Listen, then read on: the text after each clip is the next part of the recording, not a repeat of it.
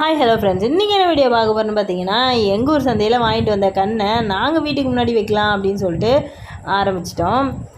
எங்கள் செல்லக்குட்டி கையில் தந்தவுடனே பார்த்தீங்கன்னா, இந்த செடி கொடிகளை பார்த்து ரொம்பவே சந்தோஷப்பட்டார்.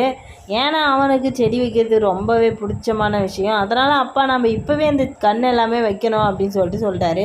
உடனே பார்த்தீங்கன்னா எங்கள் மாமாவும் அந்த கன்றை வைக்கிறதுக்கு இடத்த ரெடி பண்ணிட்டாங்க. வீட்டு பக்கத்துலேயே ரெடி பண்ண உடனே அவங்க 2 பேருமே பார்த்தீங்கன்னா அழகாக நிதானமாக வந்து வைக்கிறாங்க.